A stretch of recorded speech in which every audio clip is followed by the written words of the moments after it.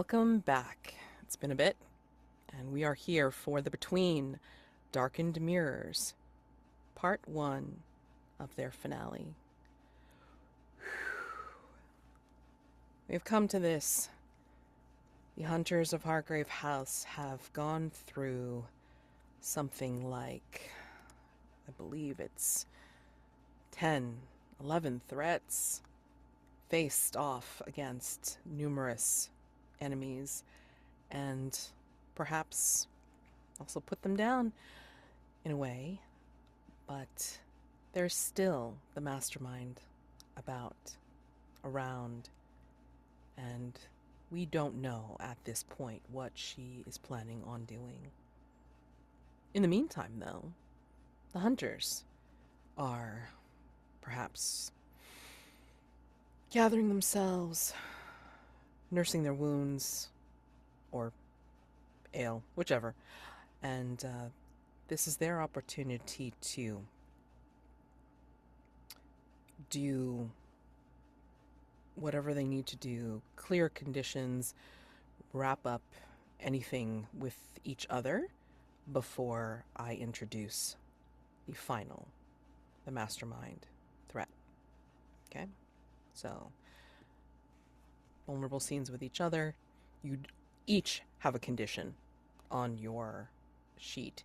So you are welcome to, again, engage with each other, try to clear those, or just have something meaningful to do. And then I will get it started. So.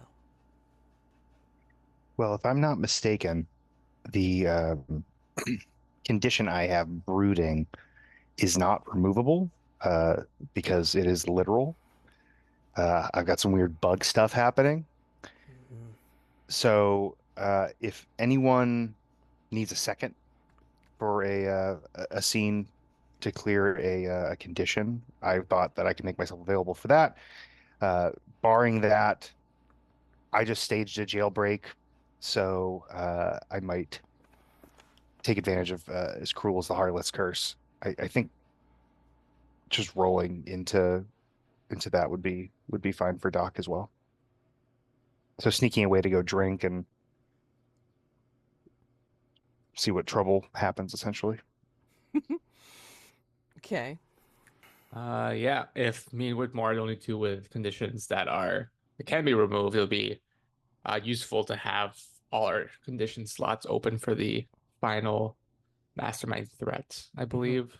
Yeah. That works for me. It works the same exact way as usual. So whomever's Mhm. vice is being used, then that would be the person setting up the scene. Let me think. Which one? So we have hitting things, adventure novels, or gin as our Yes. three possible vices. I I feel think, like, yeah. What do you feel? oh, go ahead. No, no, no. I didn't have much idea, but if you have a inkling, do you have an inkling of something? I was thinking gin would be a fitting Hmm. vice to bring a little bit of Lord James Campbell Hughes into the finale. Hmm. Yes. Where, I guess, because I'm with you with more, it would be appropriate to do it somewhere in Hargrave then. Well, Mm, we've filled out all of the rooms. yeah. Let's see. So, The gardens mentioned the Fae, I believe, looking at through them. yes. I like the scenery of the garden, imagining it in my Mhm. head. That's a good place to Hmm. be drinking Yeah. gin before Yeah. the kind of Yeah. last hurrah happens, even if we in particular as characters don't know it. I think you'd find Whitmore doing something you've never actually seen him do before, Hmm. which is take a break. Yeah. He'd be out there in his little own, in that small flower bed, that pleasant garden that he keeps right below the kitchen window, just kind of sitting on a stool, one of Lord James Campbell Hughes's bottles of gin nearby, slowly sipping on it, wincing occasionally, as it's not entirely his vice, but one that he's adopted. Looking out into, what is it? Into the overgrown ornamental plants that resemble a Fey realm forest. And I think Victor walks up, and I think right now Victor has his basically kind of just has his like right arm like tied behind his back, and he picks up the cup with his left hand, and it's to Whitmore very surprising because it's a little bit more shaky, a little bit more clumsy. And Victor goes, don't worry about it. The only way to really heal this sort of injury is just to force myself to use it. And what's really surprising to me, Whitmore, I'm sure you can tell that we're reaching a bit of a climax to all of this. I can heal an injury like this over time, but you, Whitmore, cannot. This was you who would probably be paralyzed, um, not having the resources and lineage that I have. It always amazes me when, for lack of a better term, an ordinary person like you, ordinary in a general sense. I know you're more than ordinary in a um as my colleague sense. But it always amazes me when people of your kin choose to do this, because at least I have the confidence to know that I was trained for this. You've just found your way here. Victor, to be honest, I'm not actually sure that I chose this. It seems that this path that we're on has chosen me by forces seem to titillate the senses, seem to pull that pull people, pull you, Doc, Lord James Campbell Hughes, towards them. I'm, as it seems, just being dragged along for the ride. It is almost hard to stomach the path that we've come down. But it's a little bit better knowing that you, even with that shaky arm, have our backs. Well, Whitmore, my colleague in all of this, knowing that, and I've had this conversation with many family members of mine.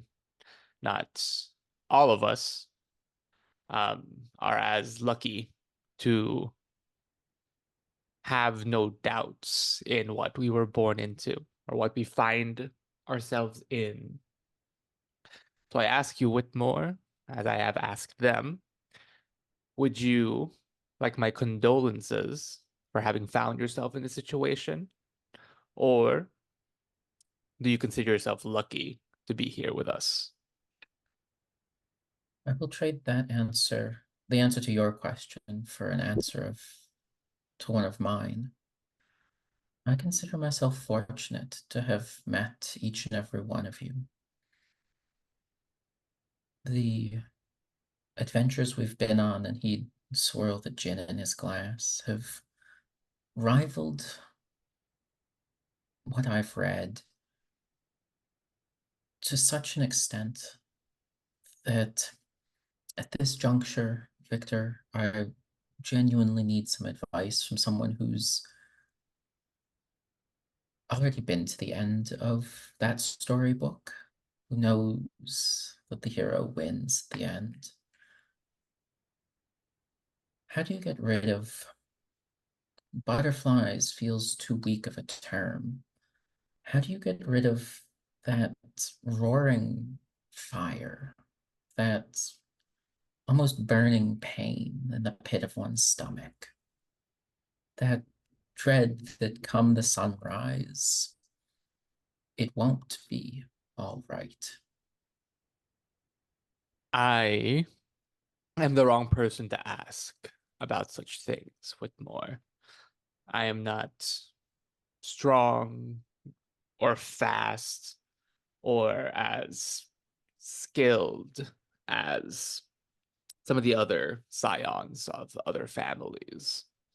But one of my biggest strengths is, and honestly, why I keep doing this despite the failings of my family, is that there is no better feeling to me than knowing that one of my mistakes can lead to hundreds, if not a city's worth of deaths. The thrill is unmatched by anything else, really. Most people would be crushed by such expectation, but the idea that I can leave a legacy of either glory or devastation is one I revel in. I find it difficult to sympathize or empathize at times, but I know of people who don't have the same proclivities as myself. And because I can't speak honestly on it myself, I think what they have shared with me is, for them, this burning feeling they feel inside, this dread. I will I don't want to say it never goes away, but it does always rear its head at some point, and you have to just enjoy or be thankful, grateful for the times when you can act without it affecting things, and then just brace yourself for when it shows up once again. That's it's the cost of doing business, as they say. And how one handles it is a very personal thing. Wise words of poetry, but I think I'll stick with Lord James Campbell Hughes's option and down basically a full glass of gin Mm. and fight fire with fire. Whitmore, I would like to apologize to you in advance. Or Know that if it comes down to you or the rest of the city and the rest of the people, I will choose the city. And I ask you the same. If it comes down to the city or myself, choose the city. I will keep that in mind, but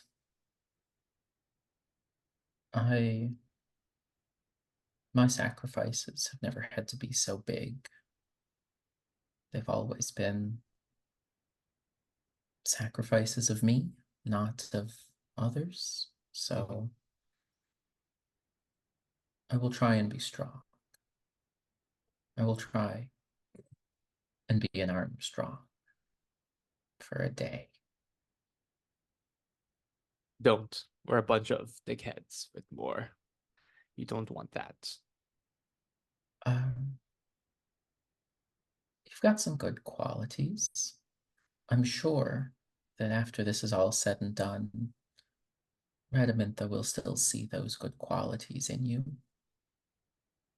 I'm sure. It's just when all is said and done, for you, I'm feeling that my last hunt will just be beginning. Somehow I feel the same. And Whitmore would raise a glass to you, to the hunt that's just beginning. Victor will clink his glass. Let's look at conditions. So Whitmore, nauseatingly ecstatic. Think you calmed down without that? I think that the addition of fighting fire with fire, adding gin to that, nausea, and the melancholy nature of Whitmore at this moment squashes that flame. Right. Okay, you can take that off. And then Victor, numb arm. Mm-hmm.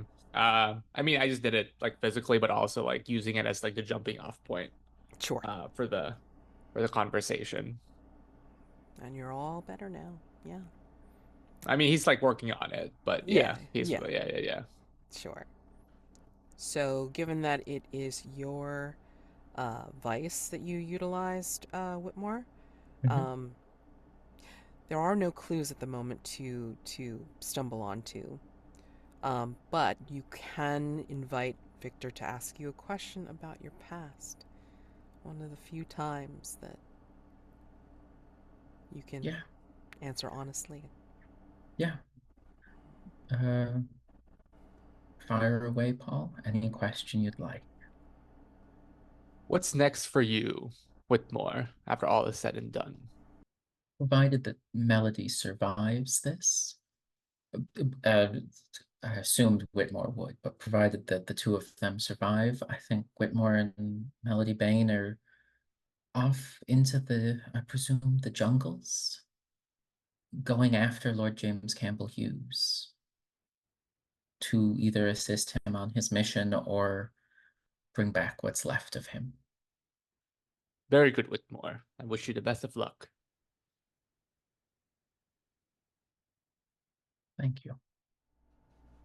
And Doc, would you still like to engage with Cruel as a Harlot's Curse? Or would you like to kind of meander back into Hargrave and speak with one or both of your companions? Hmm. And I also ask, after the whole encounter over at the warehouse and dealing with Taggart and those werewolf criminals, how has your aspect changed? Are you still that fresh-faced young man, or are you thinking you're a bit more feral looking? I think that um because we've kind of had like an up and down situation with how feral Doc has looked, right? There was that period during the like right post Phantom fight, I think, where Yeah. Doc had like failed to roll and like had the problem of growing back facial hair very quickly. So that to me is the farther end of the spectrum, right? Like Mm-hmm. probably sometimes sprouting hair on the back of his hands and I the mean, Victor has hinted at it more than once. right. And I think because we also since that had cleared um a condition related to it. So I think that that very like physical manifestation of Mhm. the increase in feralness has subsided. Um, I think Doc previous to all of this, was a pretty fair-faced individual. Didn't have to um, be super rigorous about shaving. Right. And I think that has changed. I think that Doc is now like shave every day, um, but not supernaturally fast growing hair. Yeah. But I think that for one reason or another, Doc has been losing a lot of sleep, um, whether in just like contemplation of things. I think that something like this curse that, is so very amorphous in how it's been presented in the story.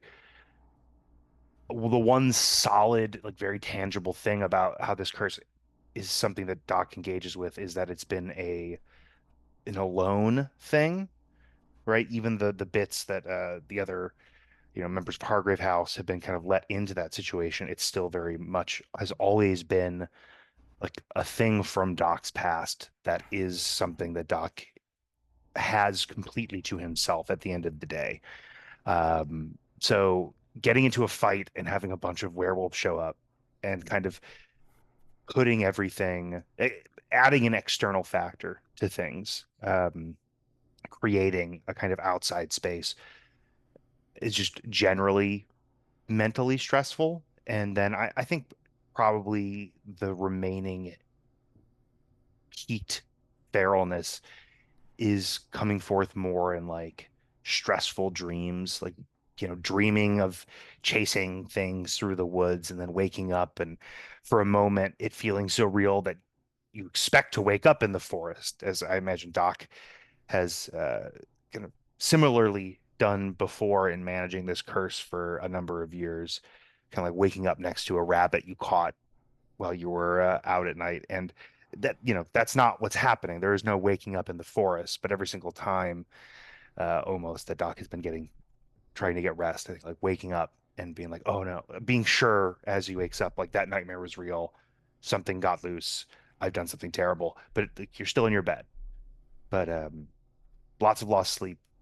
And I think that shows, especially in his eyes. I imagine his eyes are like a lot more sunken and deep. I don't think it's necessarily affected his mood, at least in how he's kind of carrying himself. But I think he obviously looks a little bit worse for the wear. I think this last time that you had a dream, especially having met the criminal gangs um, that are shapeshifters, I think you have that dream that night. But for some reason, you can tell, you can smell that wonderful scent of cobweb. And even though you have preternatural vision and, of course, the scent in your snout here in the dream, I think you're still having trouble seeing her. Perhaps maybe because your eyes are getting used to the information it's being given, because instead of being forward, it's more off to the side, so you can see it peripherally. But her scent fills your nostrils, and I think you're chasing and chasing and trying to get close. I think your new vision gives you the glimpse of, like, well, let's just say it, your feral brain is thinking, oh, this is a human house, but a big house. And you can see it, but smell cobweb all around you. And then you wake up. And I think when you wake up, I think at the foot of your bed where your feet are, I think you'll see that there are twigs and brambles that are found nowhere in Hargrave. Do you tell anyone? No, no, I don't think so. Mm,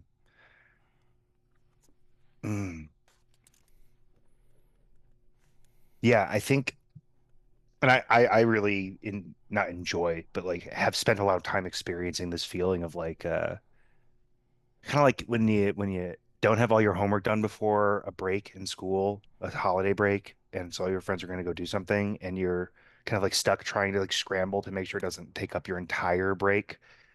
Um, so just like being woefully unprepared for like a moment that is coming, something that's moving towards you at its own pace, won't be stopped. Let's mean like a holiday. Um, and there's something in between that and then the idea of Doc having this dream and before whatever's about to happen, which is surely going to draw all of our attention towards a very large scale event. Uh, Doc has like again to do Cruel as the Harlot's Curse has wandered off um, to the hare chasing hounds to he's not really sure, you wake up from a bad dream and you want to find someone to talk to about anything but that dream, just to talk about like the weather or how their job is going, because that brings you further and further away from the feelings or experiences in that kind of dream state. I think another part of Doc is going to the hair chasing hounds because he just had a dream about Cobweb and he knows that sometimes Cobweb is there. Maybe he'll run into her. I think another part of him, and you tell me if this is too, what's the word? Uh, Precognitive, but I think has this instinctual kind of twinge at that thought. Like one part of Doc's brain is thinking, oh, and maybe I'll run into Cobweb. That would be a good like after having that weird dream, then waking up with the brambles and the twigs, running into Cobweb would be great. Maybe she'll have some sort of um, kind of impenetrable kind of riddle explanation for that that will take my focus off things. And then the other part of Doc's brain, maybe even less part of his brain and more part of like, I don't know, something more instinctual, uh, flashes red a little bit, as if that's a very bad idea. Going to a place right now at this moment where you might running into Cobweb, making sure that you were to run into her right now at this moment would be especially bad. So all of that, as usual, there are several things going on at once inside Doc's brain, but he is drinking coffin varnish at the hair chasing hounds and talking with Elway probably. Maybe you're so involved that you don't notice that there's someone new here at the hair chasing hounds, but you didn't quite see them. Maybe your mind is a little preoccupied, but this person seems to be melding with the shadows in the corners of this place, which is still hard to do, even though it is kind of close and dark anyway. But I think this person, all you see is maybe gloved hands and perhaps a cigarette, the curl of some smoke coming from that corner, and perhaps one of those, I forget what they're called, uh, pot pie hats, kind of Mm. drawn low over their face. But you don't really see anything, actually. Perhaps you catch, like, the drape of a scarf around their face, and they seem to be wearing some kind of long coat. But aside from that, you're talking with Elway, and maybe as you're nursing the coffin varnish, maybe there is someone that slides in next to you very quickly, but says very quietly, "You look like you have too much on your mind, sir." I I think that gives Doc great pause because I think what he's doing in particular is teaching Elway the song that they were singing in prison during the prison break, and then maybe like not like the whole bar is kind of bought into the story and paying attention, but like maybe a couple of the regulars, right, that are also kind of always there are in the corner, and Doc's like, you know, teaching them a little bit of the words. And it's like, yeah, that's exactly how that song goes. Um, so I think hearing those words when Doc is in full distracting myself from the weird dream I just had, is really, but in the perfect situation for that. Like has a story that he's telling, has the attention of a handful of people, is doing something that takes some focus, has music happening. Like Doc has gotten exactly what he wanted mainly out of this visit and is fully like, the dream itself is kind of fading into the rear view. It doesn't exist as heavily anymore. And so those words kind of make uh, feel like an electric shock. Um, and I think at this point, like, Elway and the regulars that Doc has been maybe teaching the song to at this point, like are carrying the tune on their own a little bit. And let Mhm. Doc's like step back and um, turn to this person. And you see like Doc's face go from this kind of mask of convivial and like having a good time. Someone leading a small group of drunk people and singing a song and telling a really good story while they're doing it. Shift to like a neutral, kind of almost dead expression, and uh, both that change in expression and I imagine like the change in lighting, because wherever this person is, it must be a little bit more shadowy than like around the piano. Really brings out how like deeply how what is the word? This is like a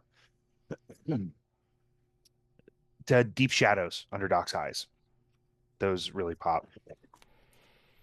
How tired he appears as he's pulled back to reality. He's pulled back to the reason that he scampered off to the hair chasing hounds in the first place. Uh, and I think at first he just kind of eyes this person up and down. Is he able to like see their face? No, because I think from the line of your body, perhaps this person is reading you, and then like will actually bring their gloved hand to the brim of their hat and bow deeply. So almost pulling, being respectful, but also pulling the hat further over their face. All you see is like maybe like the drape of the scarf again, like around their face and around their neck, and they say, "Ah, I'm begging your pardons. I did not mean to intrude upon your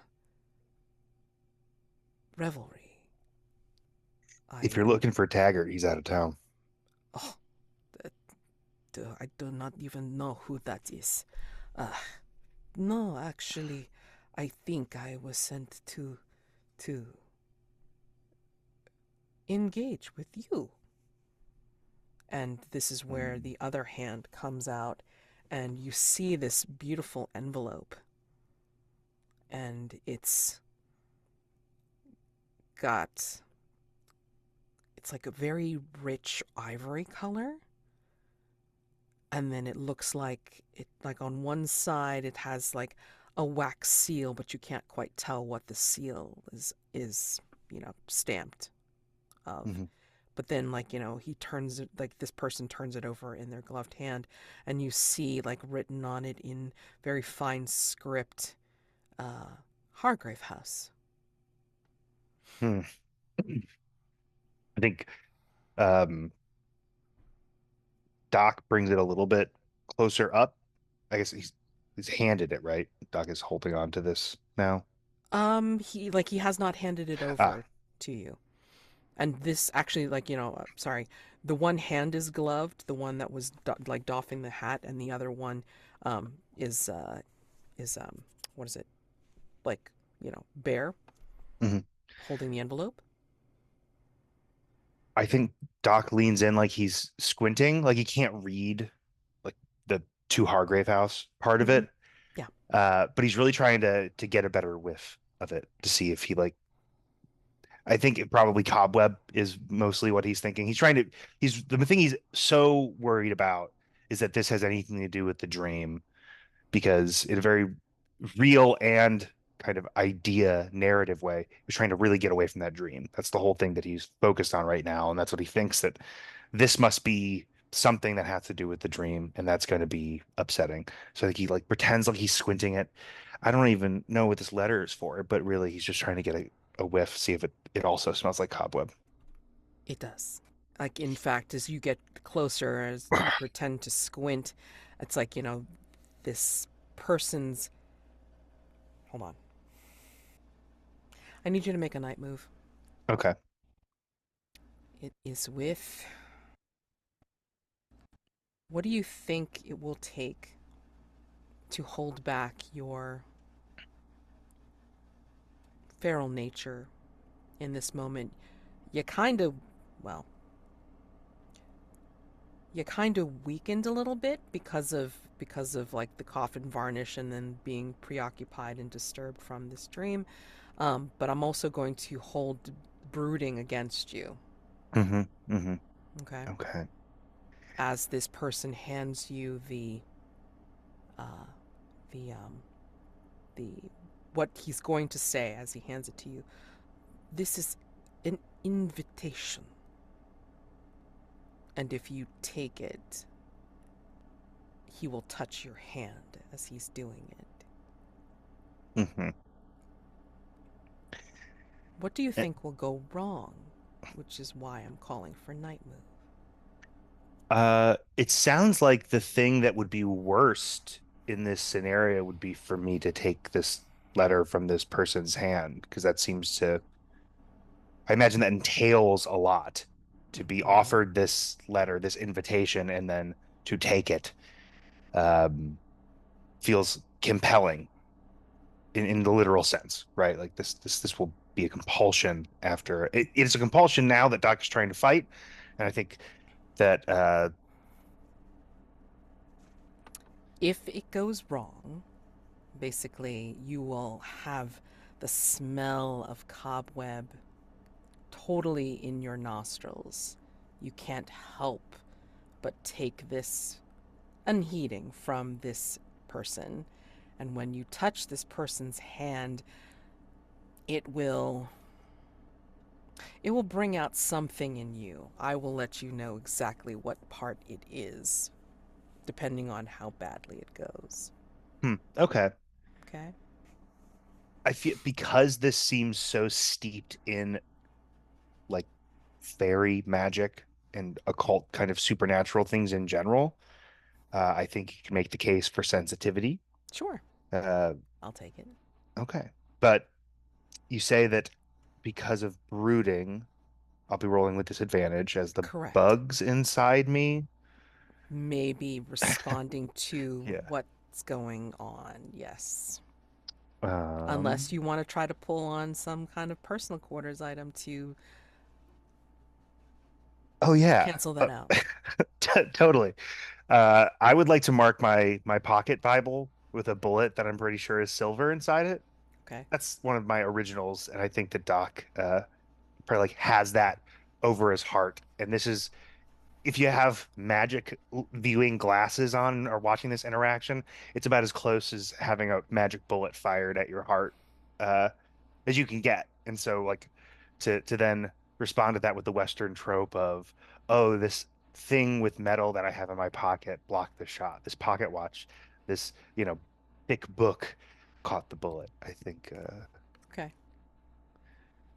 Okay, so that makes it just a straight Mm-hmm. sensitivity roll.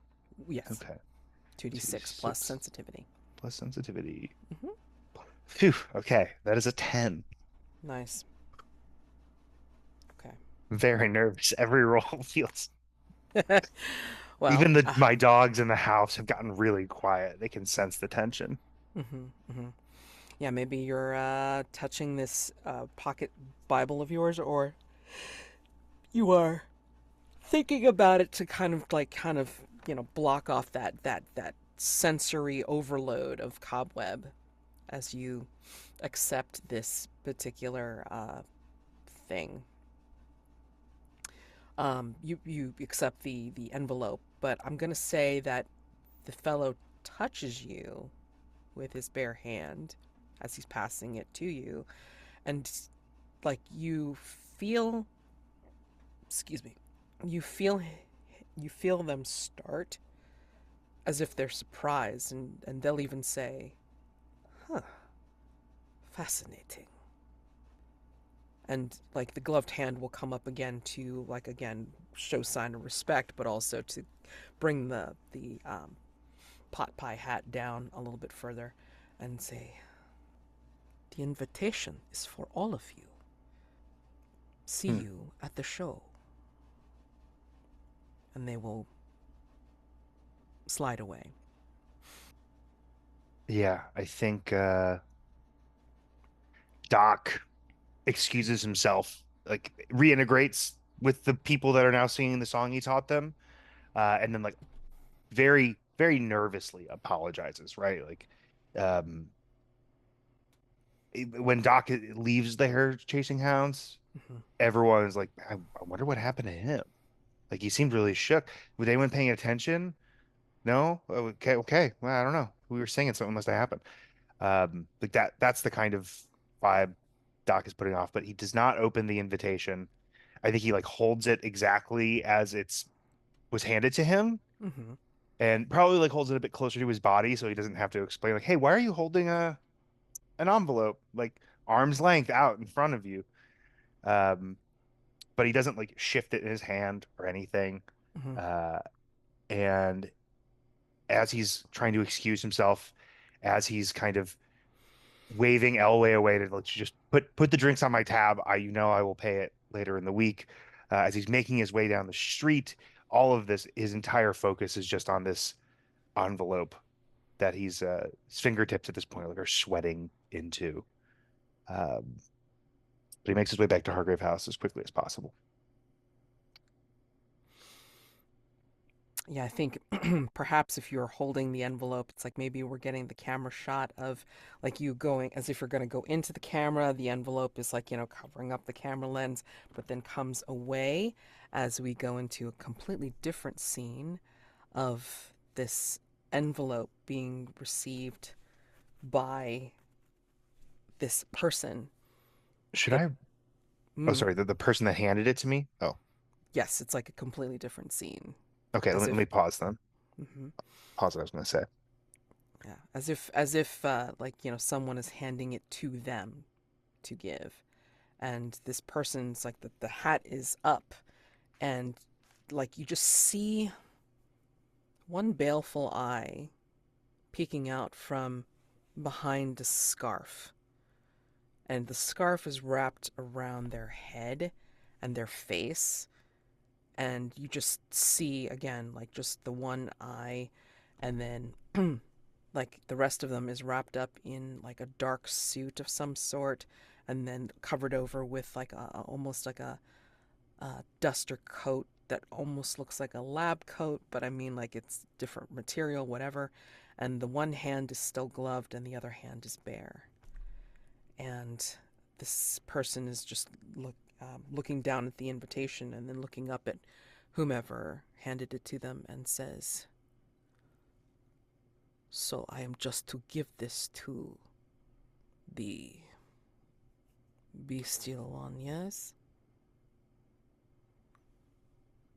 I think I can affect him, but it has been a while since I have tried to do this with these. Well, it is a different kind of shifter. I might be able to affect, I might not. You can get a taste or a demonstration of my power anytime you wish. There is that thing that has come from the circus, yes? I can show you how I change it." You can hear, like, this person has a smile behind their words, behind the scarf. And the camera pans away from them, switches the perspective, and we see this tall young man with dark eyes, but white, extremely white hair. And he seems to be in some sort of like iridescent leather armor and holding or bearing a sword. And he just kind of stares rather condescendingly at this person wrapped up. Says, "My queen has heard of you, of course. She will want to see your power. But I think you will have more than enough to deal with once we have everyone gathered together. It will be a fine show, and you will have everything you need to conduct your experiments." And the person in the big hat will nod, clack their heels together, and will turn and leave this place. And the young man with the shock of white hair will smile. And we leave them coming back to Hargrave House, perhaps watching Doc hurrying through the streets. How do you present the envelope to your companions? Do you just burst in and say, "Hey, we got something"? Yeah, I think it's close to that. I think Doc um like Kramer from Seinfeld a little bit, but that's not the exact comparison I'm going with. Like barges in the front door noisily and just kind of yells into Hargrave House. I was handed a strange envelope. Help.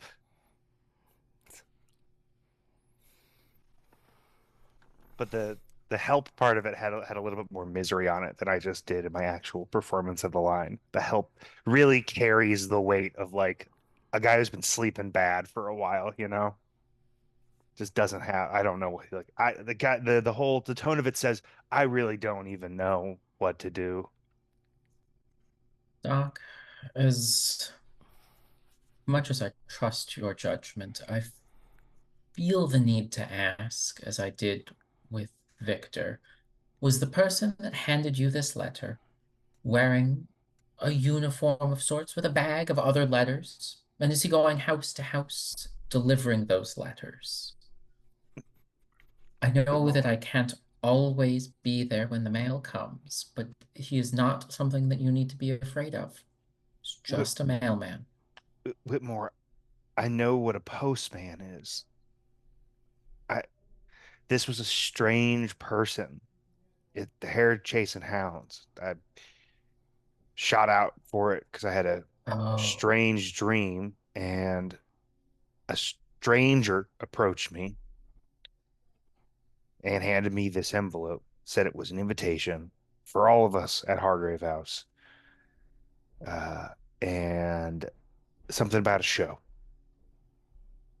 And I know I probably shouldn't have taken it from them, but I wasn't really given much choice. I have not moved it. It is still exactly as it was given to me. Doc gestures towards his hand, which again, at this point, like, when you're holding something for like an hour and like you're holding a big bundle of papers under your arm in a really long line, like at the DMV, and it's like it just gets sweaty. It just does.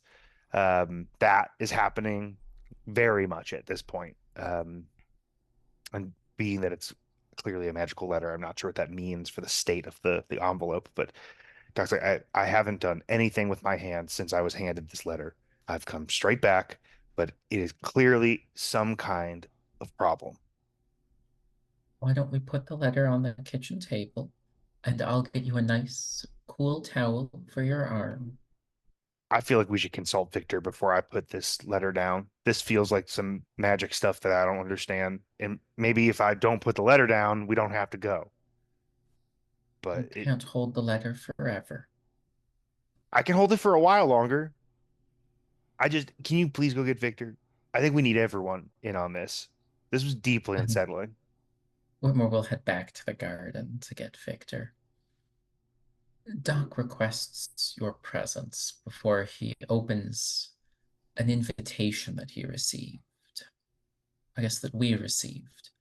He believes it to be otherworldly. What is the invitation to Whitmore?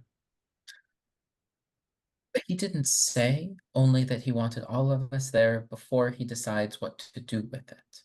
He's been holding the letter, and Whitmore will try and mimic the pose. Mm. Apparently, the entire way back from the hair chasing hound, the pub that he goes to when he wants to be alone and think. All right. Let's see what kind of letter this is. Victor will return with Whitmore. This be Doc. We have mail, I believe. Um, is it normal mail or the kind that shows up when we don't want it to? Absolutely the second one. I I was just, I already told Whitmore, but I'll give you a breakdown because everything feels important about this. Mm-hmm. I woke up All from a right. strange dream, and I think there's like a pause, and then again, like the weariness of Doc in general is kind of like a one of those like maybe I shouldn't say this, but I don't have the energy to contemplate whether I should say this or not right now. And she goes like, I had a dream that I was running through the woods, uh, and I smelled cobweb. You remember cobweb, Yes. the deadly woman who's caught Mm-hmm. my affections. Very fatale. And I woke up and then there were twigs and brambles on my feet, Mm-hmm. which isn't normal. Sure. Normally, if I have a dream like that, I wake up in the woods maybe, Mm-hmm. or but that's not There's important. Recently, I've just been having these dreams. It's been very okay. stressful. All And right. I had one and I smelled cobweb and then I saw the twigs and Yes. brambles and it made me nervous. And so I Okay. scampered off to the hare chasing hounds just to, you know, get some Mm-hmm. fresh air, get away from that dream. And this person kind of sidled up to me, uh, very sneaky, and invited me and gave me this letter to, I think they mentioned some kind of show. And this letter, which I might say also smells like cobweb a lot, or at least it did. And I get the powerful feeling that I should not have, if I could have gone back and not taken the letter at all, Yeah. that would have been better. All Ding right. ding ding ding. Ding ding ding ding. This is very inconvenient. With more. With more. Stay, With more. stay there, Victor. I'll get the door. Very good. I'll get the door. I Never hate doing it making again. Whitmore do stuff like that. I swore off opening doors for anyone since that one time. So I've been opening doors for myself for a really long time, mhm. and it makes me uncomfortable to be back in this kind of arena where people opening doors for me. Ding ding ding ding. Ding ding ding ding. Insistent ringing. Whitmore's going for opening said Yeah, door. at the door, still clutching the bell chain, is Joshua Cross. Mr. Whitmore, I'm sorry to bother you. Miss Bain's gone. Oh dear. She Was I was at the shop, and she was getting some supplies from outside, and she said she was saying something to someone about invitation, something, and after I came out to see what it was, what was happening, she was gone. The did only thing left was an envelope. did the Yeah, envelope happen to look like that it one? it looks well. I mean, like There the envelope looks exactly the same as the rich ivory envelope that was in Doc's hands, except instead of Hargrave House on the front of it, of course, in fine swirly script, it says Miss Melody Bain. Doc opened the letter. Oh, all right, yeah. Careful, it might be a cursed letter. So Doc Doc has already opened opened the the letter. letter. Ah, Excellent. and is like looking away from both of them because he just does not want to be cursed. Whitmore takes the letter. Please, it's just a letter, and we'll read it out loud. And it says in beautiful raised script, to the hunters of Hargrave House, you are invited to attend a show, the Great Show, being hosted by Titania, Queen of Fae.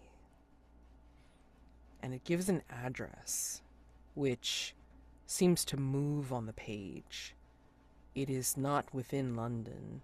It is the spiky script starts to dance on the page, and then forms letters of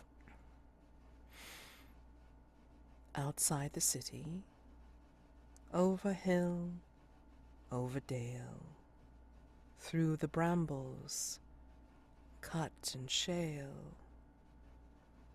You shall see the show, and wonder not,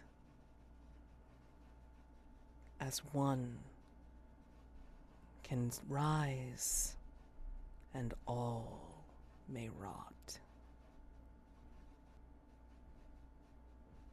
And it gives the hour and the day as tomorrow, 3 a.m., and the instructions to meet outside of Hargrave House at midnight. What does it mean? If this is to gather, this is Joshua speaking. If this is to gather at midnight outside of the house, where did Miss Bain go? I believe, Joshua, we are being toyed with by an enemy of Lord James Campbell Hughes, and by extension, of us. But what does Miss Bain have to do with it? I mean, she's wearing a cloak that we believe has the power to do things. It is a cloak not of fabric, but of winter melancholy. It is something that, in all the recent hubbub, has unfortunately been placed on the back burner, and it would seem that that burner is now alight.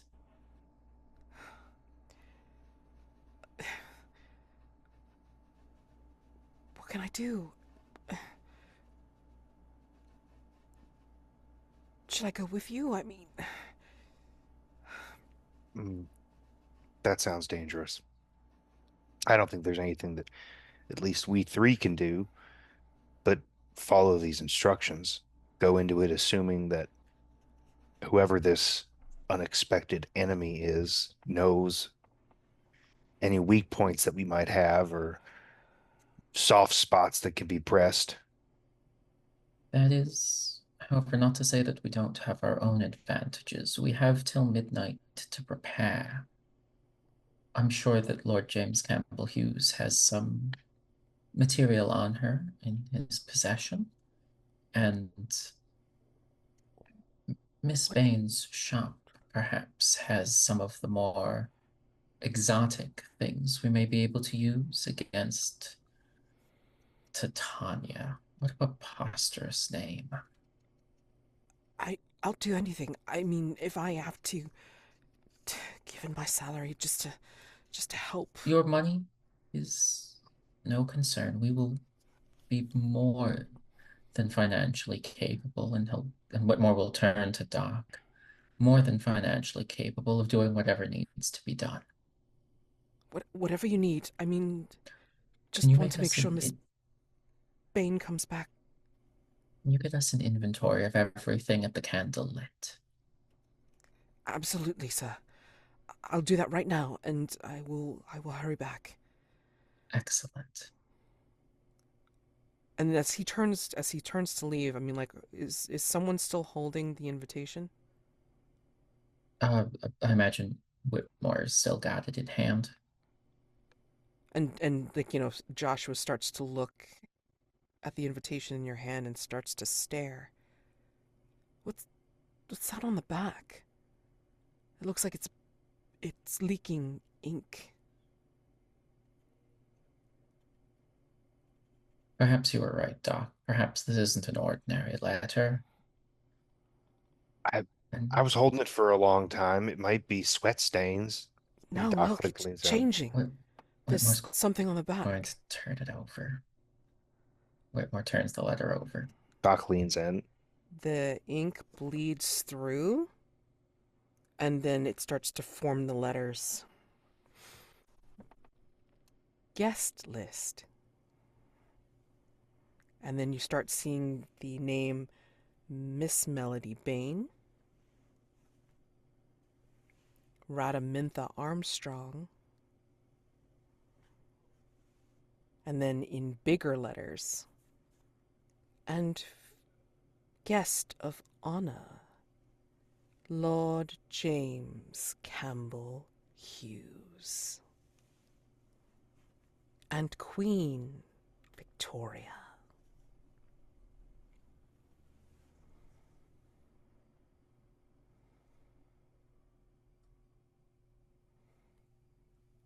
Ah, I think it's quiet enough that you hear the letter hit the ground as it drops out of Whitmore's hand. It's quieter than a pin drop sound. And then after just a few moments after that, you hear running footsteps towards the door as Joshua calls out, "I'll get you that inventory. Meet me at the shop." And door slams, and such is the beginning of the mastermind threat. So, preparations. This does not work the same exact way as the other threats. Once you are in it, you are in it. I mean, you're not quite in it yet. However, once you're in it, you're in it. Anything that is affected by phases will be suspended for the time being. There is only one true phase for this threat, and that is the dawn, at the conclusion and resolution of this threat, however that may be. Okay? So, in preparation for this, you have access to all of your moves.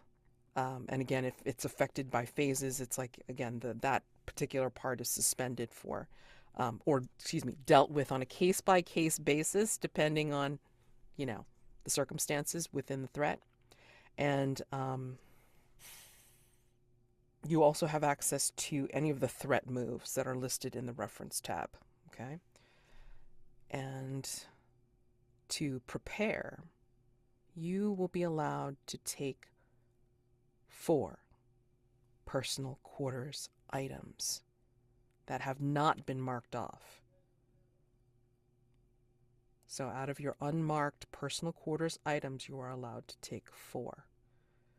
Please highlight them and then let me know when you are ready. One thing I should also make a mention of for the upcoming threat is that, again, you will have access to all of the moves, including the regular moves. So this will involve answering a question and, of course, investigating for clues. So if that changes what you want to bring with you, then I suggest you change it now.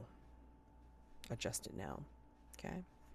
So if everyone has picked out their 4 items, which it looks like everybody has, I'm going to go ahead and continue onward. Okay? So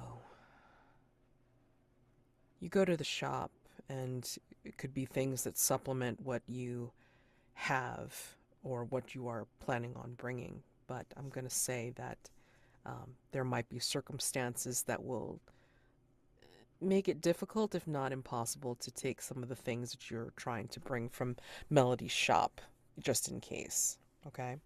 But we'll see. So at midnight, you are waiting with your supplies and your gear, and I think what rolls up is an immense carriage, enough for all of you to go, but it's quite ornate, and it is dark red, almost black in the dim light of the lamps around Hargrave, and it has gilding that gleams in the light as well. And on each of the wheels is, again, I know this is not the term for it, but the closest thing is hubcaps of a very carved and ornate sun. There will be a footman that will come away from the back of the carriage and open up the door for you all. Victor will begin to step into the carriage, turn to his companions, and goes, "Some of my favorite final showdowns, like these gentlemen, are the ones that come with a valet." And he will enter. Doc follows suit. It doesn't have anything to add to that interesting observation. Whitmore's going to run through the list of things that he's written down on the table that need to be taken care of when they get back. Look back fondly at the house. No Calliope? She wasn't on the guest list. I didn't Okay. anticipate her invitation. And Whitmore Maybe will you have wave. Kenny watching. Maybe you have Kenny kind of watching over her. I mean, Yeah, definitely. Whitmore Yeah, will. paid a neighborhood kid to look after her. Excellent. Whitmore will nod at the house and enter the carriage. It is opulent in here. Soft silks, brocades. The lining of the carriage walls is enough to make your eyes water with the vibrancy of the colors. And in the carriage, is also someone else that is seeming to go along. And I think you will notice you will know the very obvious and gleaming helmet / mask of the man in the sun mask.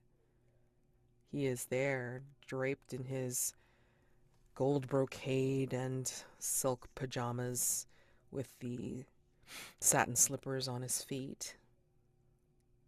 He does not have opium, but, he seems to have something that is blowing or like, has a curling amount of smoke coming from it. Welcome. You are invited too, I see. Yes. Yeah. Do you know what's in store for all of us? With the scorned queen of the Fae, it could be everything and anything all at once. She likes to throw things like this, but that is her prerogative, of course. Mine attendance is merely curiosity. Is that also what you were doing at the opium den? Simply being curious? I know of many things. I see many things, especially when having the kiss of the vapors of the opium. I'm sure she'll have sights unseen at her abode. That is where we are going. I hope you feel prepared. Well, I brought some dynamite, so I hope she makes this worthwhile. The man in the sun mask will kind of toss his head back and just laugh.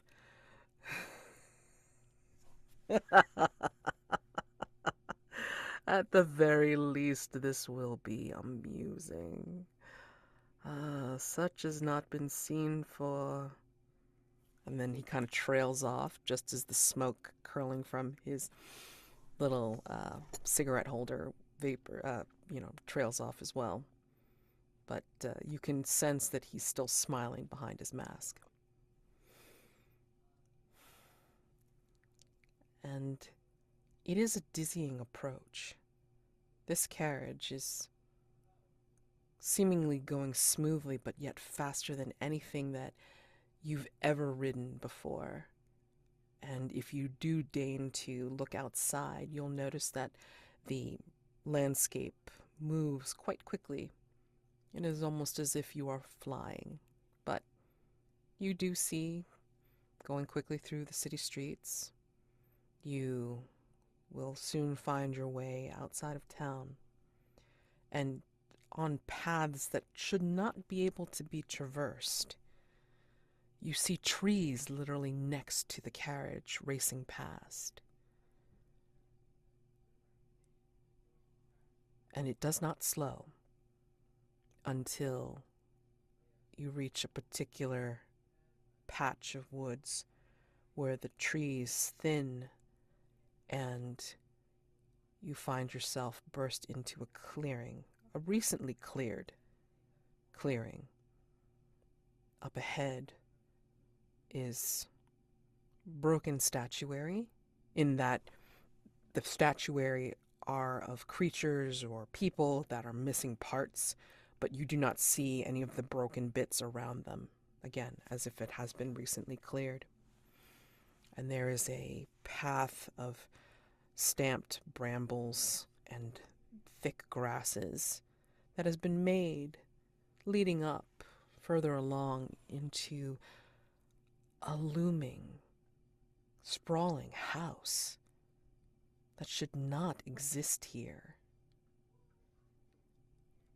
Up above twinkle stars in formations and constellations you have never seen before. And the night, even though lit by stars, seems to have a color all its own. Paint the scene. What do you sense here? What do you see here that gives you the impression that you are no longer in the England that you knew,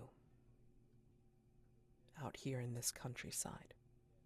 I think it's for Doc, at least most immediately, it's a matter of the heft of the air that they're breathing.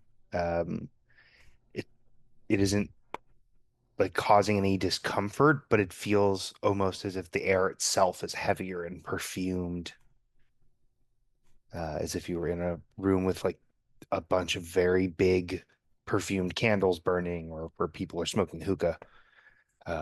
Just the air feels thicker. It's the birds.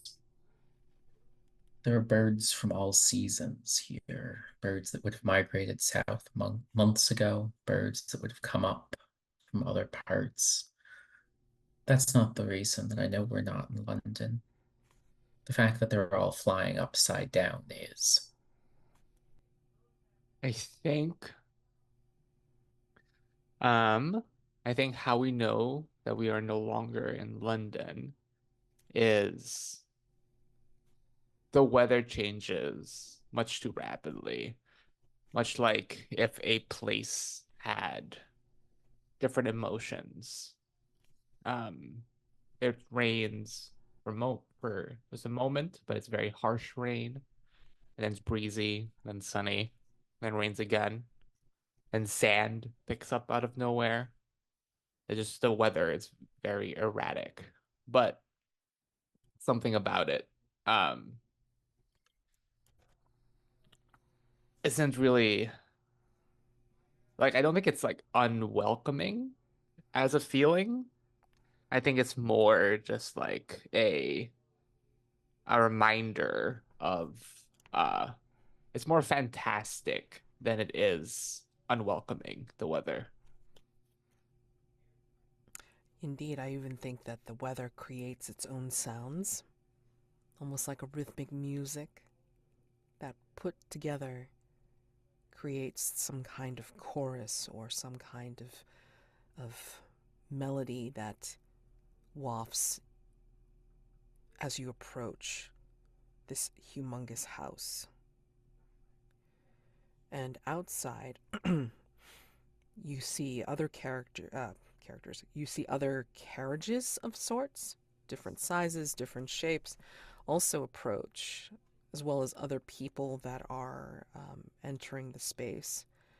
They seem to be masked. You see perhaps whiskers on one. You see large ears sticking up out of another. But as you get closer, I don't know if you can tell whether they are actual masks or not. But outside of this house is, or looks like, excuse me, short, wiry looking fellow with a shock of red hair. And he seems to be holding two turned mugs while he is cajoling everybody that is coming inside. There are servants of a sort that seem to be holding trays of drinks of all shapes and sizes in different glasses of colors and light. And Puck, if you recognize him, Victor, is like, saying, it's like, come on. Make sure that you grab a drink on the way in. Showtime's not for a little bit, but at least you can be entertained as well as imbibe. Come in. Make sure you grab a drink. Again, repeating himself.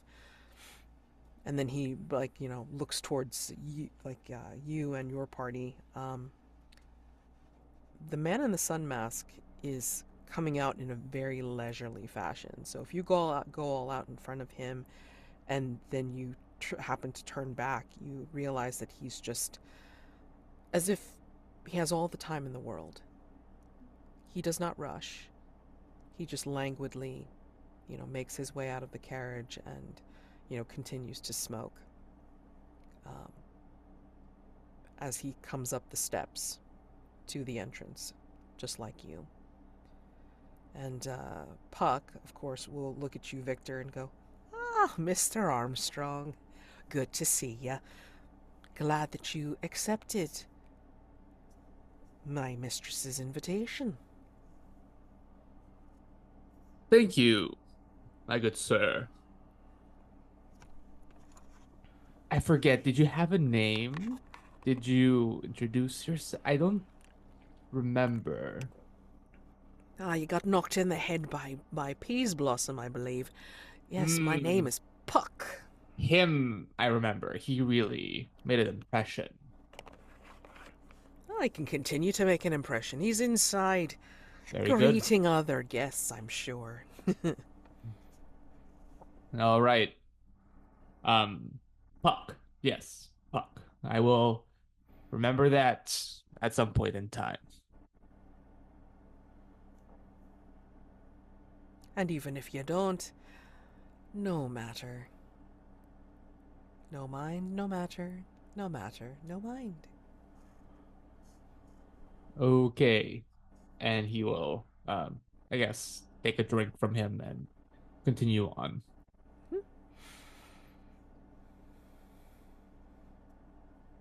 When you enter the halls, they are vast. Just like Hargrave House in its own way. It is bigger on the inside than it is on the outside. You see like a checkerboard black and white tile-like material on the floor. You see staircases going off from the foyer and then off to the sides, leading into darkness as they go up into higher stories. There is a chandelier here that looks like it's made up of different antlers put together, and each recess is holding a candle that is burning bright and high, creating light here. Again, those other guests are milling about and having their drinks, murmuring to each other. And I think before long, there is a bit of a silence, as from the darkness of like the second floor balcony, On one side is Cobweb coming towards that particular staircase, and on the other side is Peas Blossom coming out of the shadows to head the other staircase. And in the center of the balcony, out of the shadows, comes a woman cloaked in a burgundy hood, and she will approach the edge, and she will then slowly take down her hood and smile at everyone. If you have seen her before, I believe Whitmore, definitely, Victor in passing, and then I'm not sure if Doc ever got a glimpse of her, but she is looking somehow younger than she was. Before, she seemed to be a tired, angry, older woman, but now it's as if the lines have started to fade from her face.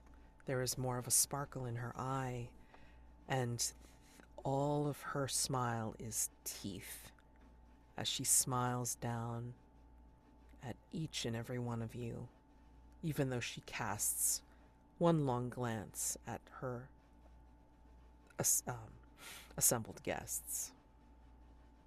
And she greets you all. It is wonderful to see you. Thank you for accepting my invitation.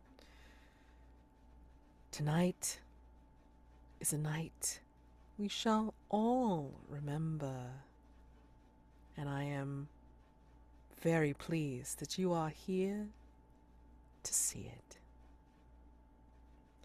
And she will clap. Peas Blossom and Cobweb will recede back into the shadows.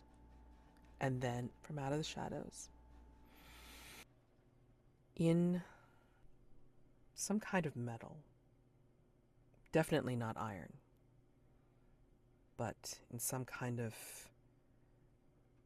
iridescent metal entwined in branches, flexible branches and leaves. Peas Blossom is bringing out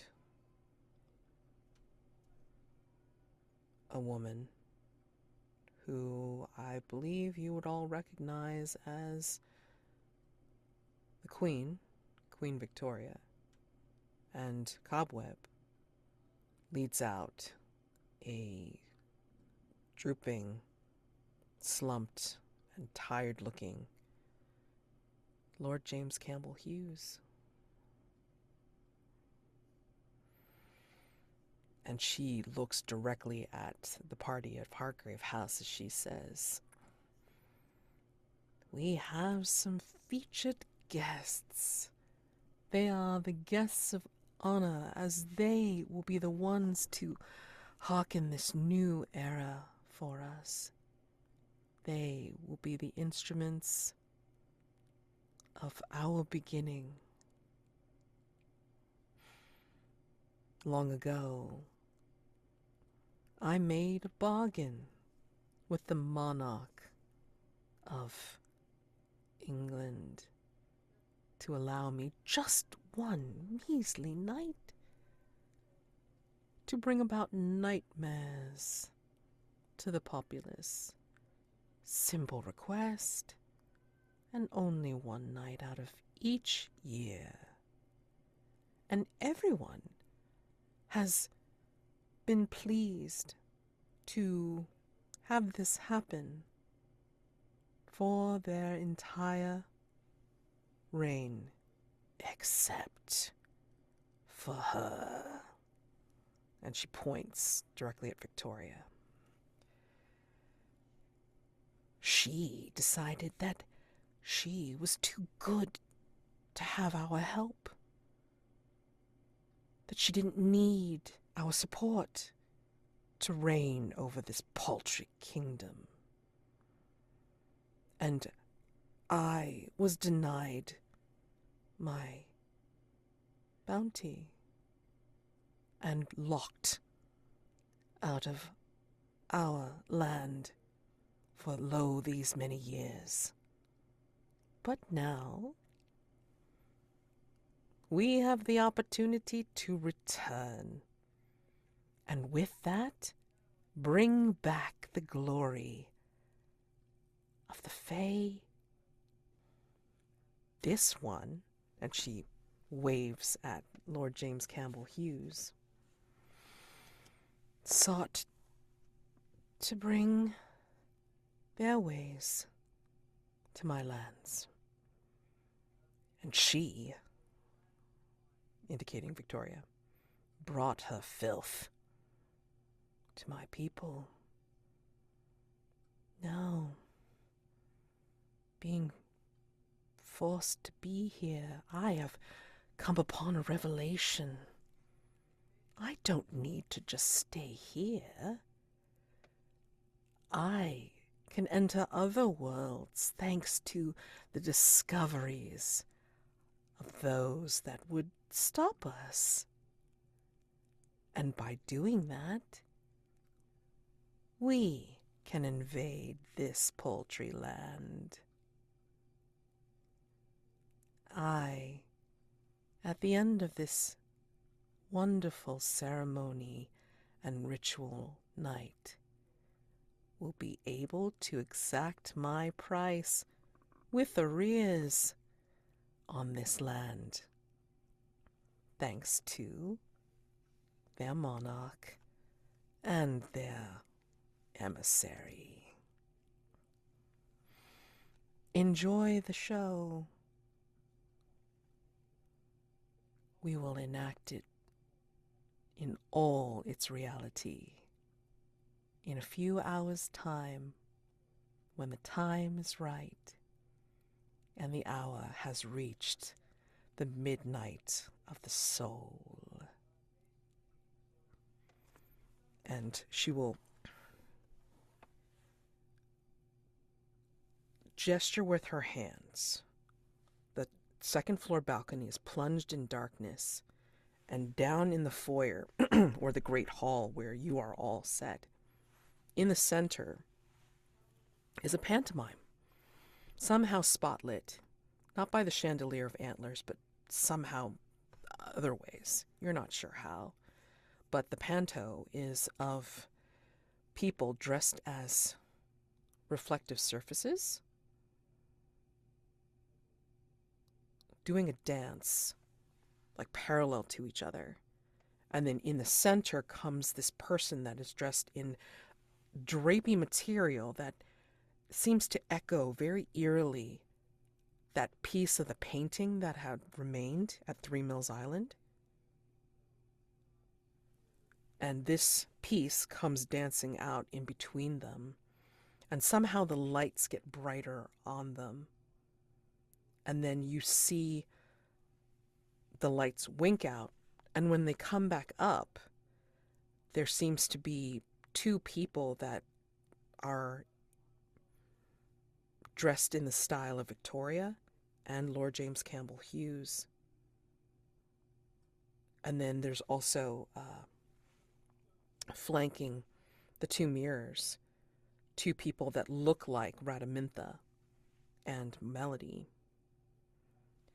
And the people in the center that look like Victoria and Lord James are in the center, and they seem to be chained and cowering and tied up.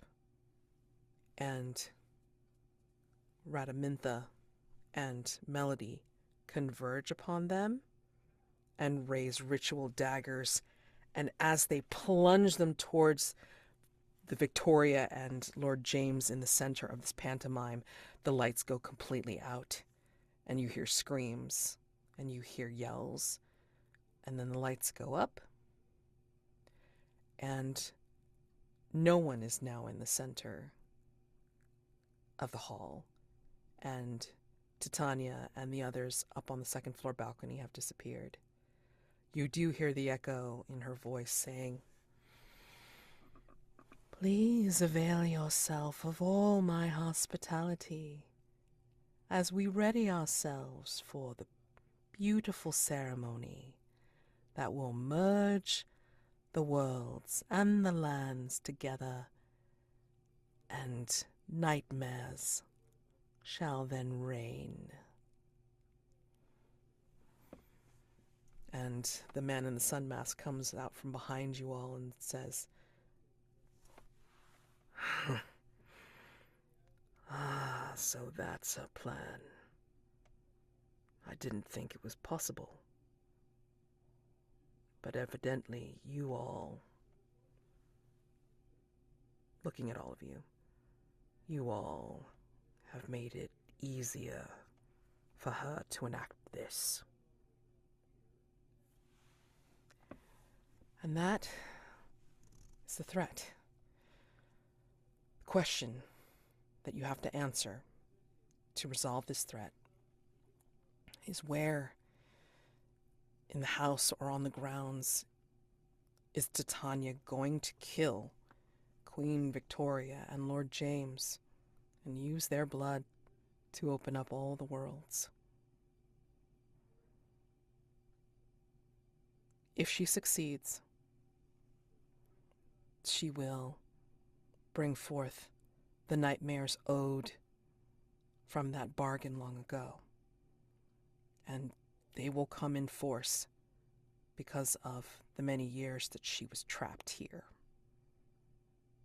And she will go home knowing that she has gotten her revenge and that she has exacted her price.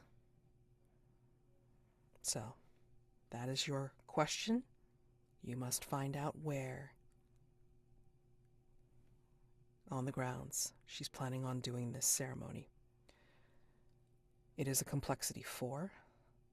And again, you have the run of the grounds, run of the house, and you need to come up with at least 4 clues to be able to try and answer this question. Okay? So, there are people that are, again, milling about, and somehow servants are coming out with trays of food and drink. Some have already seemed to have imbibed certain things, and they have this look of, it's hard to explain, but they have this look of stars in their eyes. Glassy, dilated, but again, you just see this strange sparkle, as if they are, well, enjoying something more transcendent than mere food and drink. Who knows? What would you all like to do? The two things playing Whitmore at the moment are the desire to retrieve Lord James Campbell Hughes, so to figure out where he currently is, but I think that Whitmore's going to put his own desires second, as he often does, and instead of go look for Lord James Campbell Hughes directly, would like to go, if there's an art gallery here, like a portrait gallery, a statuary, a place where the Three Mills Island painting would have been hung before it was center stage. I mean, that is very possible here. I mean, like, not only are there's stairs going upward, but then there's also, like, hallways that are leading from this great hall, like, down and out, like, in different directions, as well as other doors, double doors that could lead to other places as well. So, and you probably will see further along if you decide to go look. I mean, there's, like, some terraced doors that will lead outside as well, so that's what Whitmore's doing. What is Doc and Victor doing? The Queen Victoria, did we only see like a facsimile of her, or do we actually see her? Well, you saw her, like, pretty much, like, tied up, Yes, okay. up, Yeah. like, up on the second floor. The Mhm. pantomime in the center was done by Gotcha. actors. Yes. Yeah, I will go to the second floor and try to speak to Queen Victoria. Great hall. Doc, what are you doing? I apologize if I missed it. Did I see where Cobweb went to after the pantomime? No, because it's like, between like all of the lights going up and down, you know that they had disappeared just before the panto went on, like down below. Hmm. Hmm. Yeah, because they receded back into the darkness, taking their prisoners with them. Gotcha. I think then, with the eventual goal of talking to Cobweb, both for his own personal interest and because he feels like that's his in towards maybe shaking some information loose, Doc is going to try to track Cobweb down. Okay. So when I said second floor balcony, I should have made it a little bit more clear. The two staircases, like huge, like kind of like curved and going upward, and so there's the center balcony, like at the second floor, and then the two staircases go into separate balconies. So they weren't necessarily on the same landing as Queen Titania, So they were like kind of like on their own separate dais kind of thing.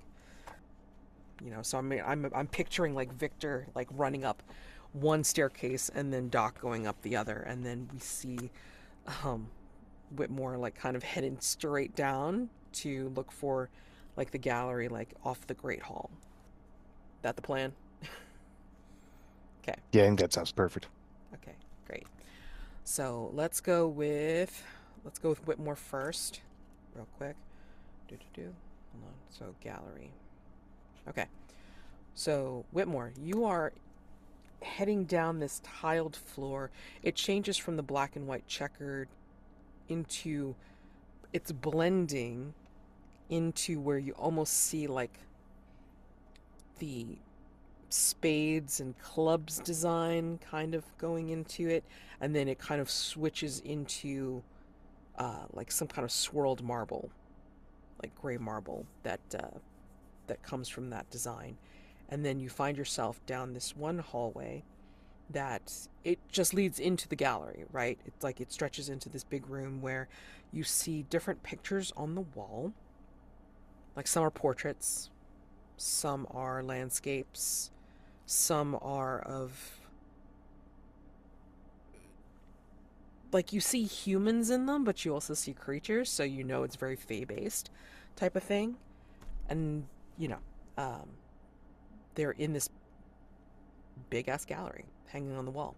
More than, of course, one picture to a wall, of course. It's just, yeah, different sizes, different shapes.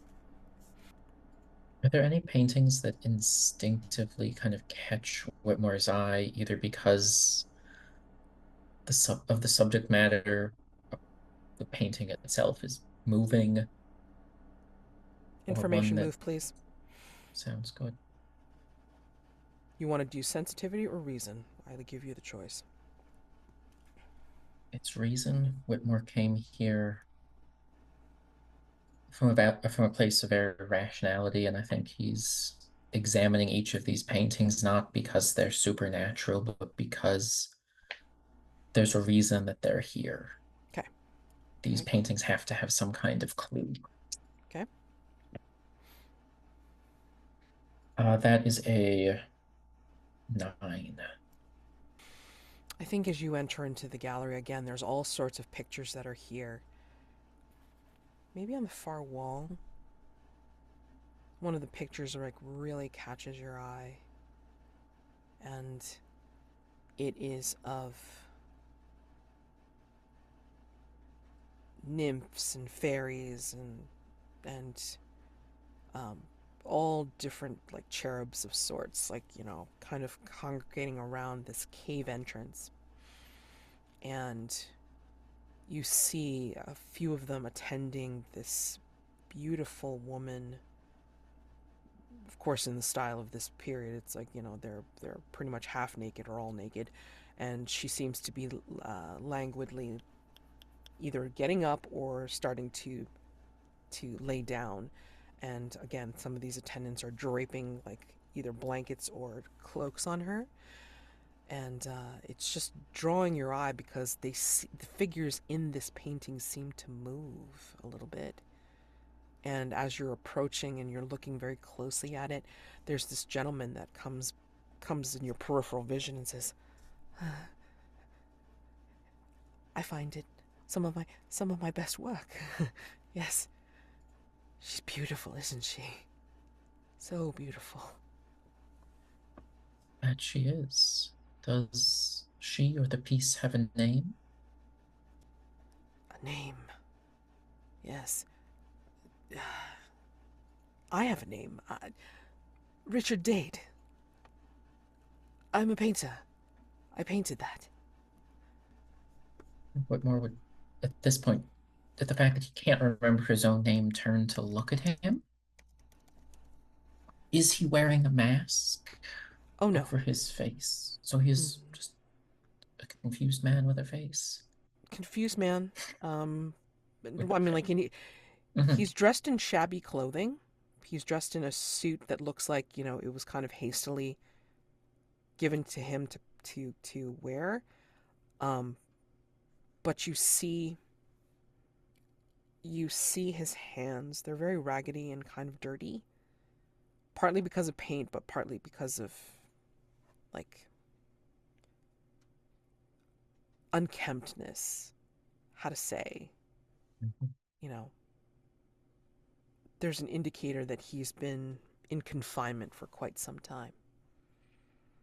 And he will go up to the painting, not touch it, but he'll kind of caress the wall next to it and say, "She's so beautiful when she sleeps. In repose." That's it. That's the title. Titania sleeping. Yes, I painted that, yes. If you don't mind me asking, just about this piece. Where, or no, what kept Titania in such a deep slumber that it took this many cherubs to awaken her? Oh no, they're not trying to awaken her. They're trying to protect her from being disturbed. You need that many to make sure that they dance on the head of a pin and just, I mean, he just keeps blinking at you and just kind of twitchy, like in a twitchy way. Mm-hmm. And just, I think that took a lot out of me. Just like some of the other paintings that I've made. I've painted her child, right? I've painted the good fellow, yes. And you'll see that he starts to flutter and start to wring his hands a little bit. And then you see his eyes drift from the painting and then onto the wall. And I think this is your clue. This is what you end up seeing. You end up seeing a little bit higher than a normal human. You see what looked like a trail of, and hopefully this is okay if I have to, I'll veil it or whatever, but severely disfigured human handprints. That's what you see on the wall, and that is your clue. That's your first clue.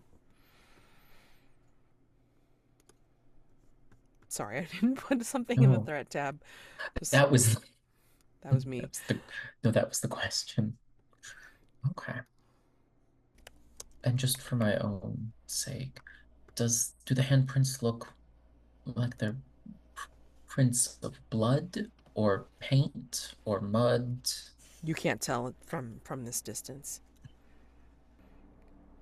I'm sorry, I don't know if I'm supposed to be talking to you right now, but you seem to be very, very admiring of my painting, and I just wanted to make sure that you knew that it was me, and Yes. He starts to go a little bit more wild, and he will move towards you as if he's going to lay hands on you, but also keeping an eye on the handprints. For some reason, Whitmore would actually move towards him to actually lay hands on him. both hands firmly on the shoulders, as if to ground him into this moment. Richard, you are an artist, and I have seen you. I have seen that this is your work, and you are here now in this moment. Whatever is beyond the veil, wherever those handprints lead, that is not where you are. You are here, Richard, amongst your creations, because you are an artist. May I, Yeah, go ahead. Go ahead. Richard, may I ask you for a favor? Favors. A Gifts. commission, a piece of artwork. I have a friend who is becoming near and dear to my heart, and he is in love with a woman, for better or for worse. You've seen her. I know you have. Goes by the name of Cobweb. Do you have a painting of her that I may bring to him when this is all said and done? Cobweb. Webs of lies. Truths twisted together. And like he'll just like, start like, babbling. If you're gonna get anything out of it, if you're gonna get anything else out of him, you're gonna need to roll night move with composure, because if you don't calm him down, he's going to attack you. Yeah, no, Whitmore is quite literally an arm's length away at this moment. Seeing the agitation, Whitmore's just gonna go in for a hug, hold him tight, be a straitjacket for a man losing his grip. How do you think it'll go wrong? As Whitmore reaches into him, or not into him, around him, I think Richard will have a moment before Whitmore's got him clamped down that Whitmore's back is going to be very exposed to both of his hands. And to say that a knife through the back, but not like one of Victor's knives, a painter's knife, flimsy, Yes. metal, that should not in any way pierce skin, is going to. Yeah. And Whitmore will be wounded. Yeah, I mean, I think it's worse than that. I think, yeah, Mr. Dade has historically had a violent reputation, especially in these later years where he has definitely been committed.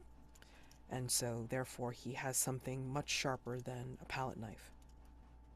Go ahead and roll with composure, please.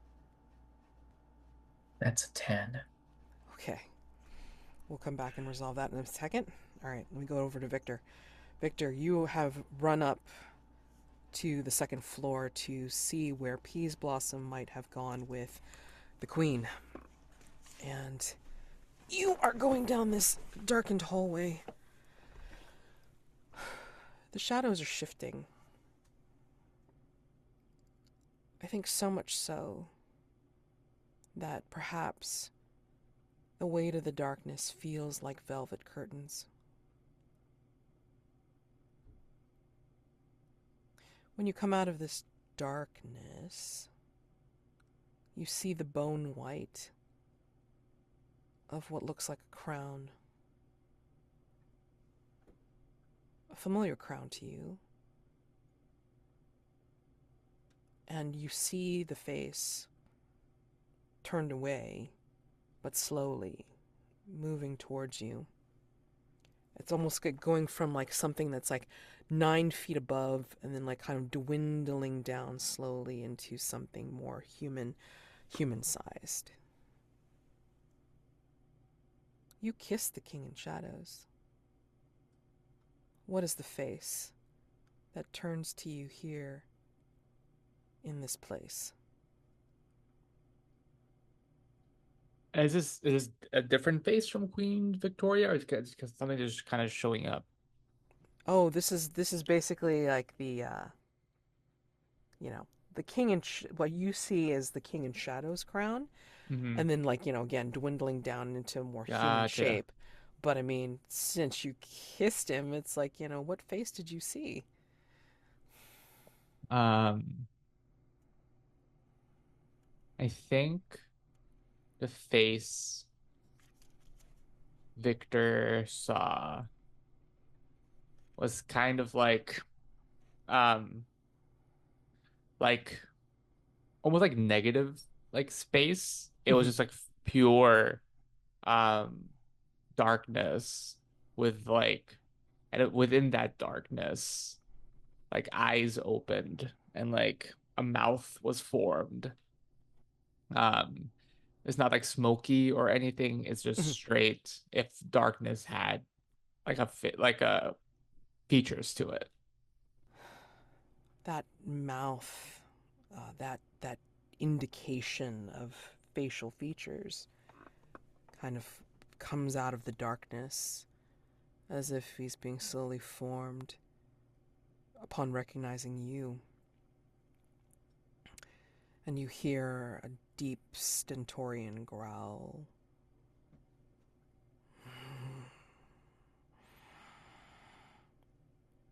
Good to see you again.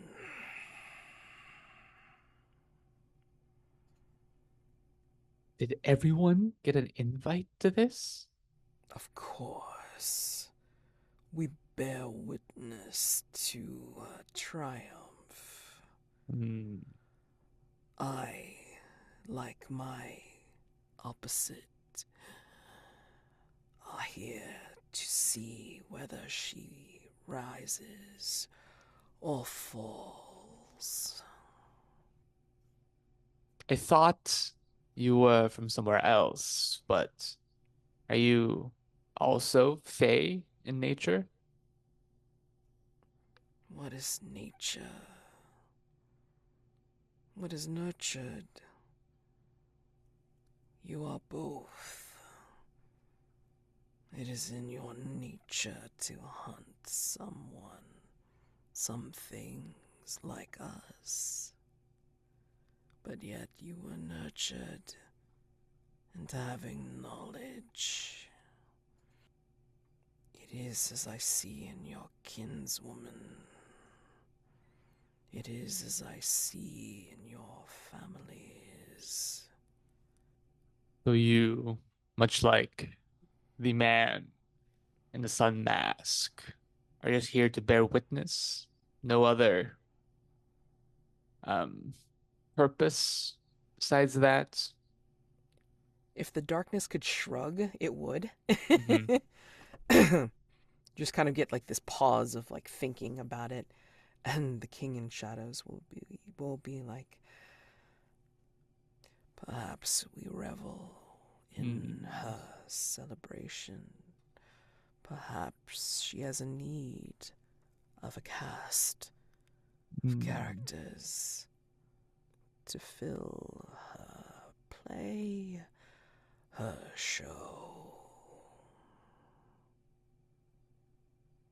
I assume you have some strange expertise when it comes to putting on otherworldly stage plays, as I assume she is, as a kind of director yourself.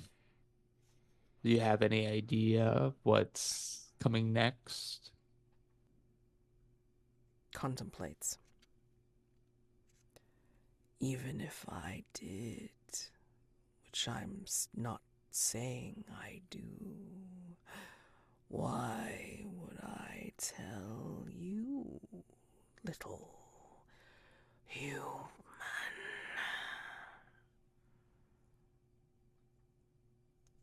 Well, you know, my body of work. If you would like to be a spectator for something much more interesting than just a cocktail party, it would behoove you to give me some hints about the stage direction. Information move, please. You can either do presence or composure, Mm-hmm. because, he could totally loom. Yeah. I will do I'll do presence Okay, here.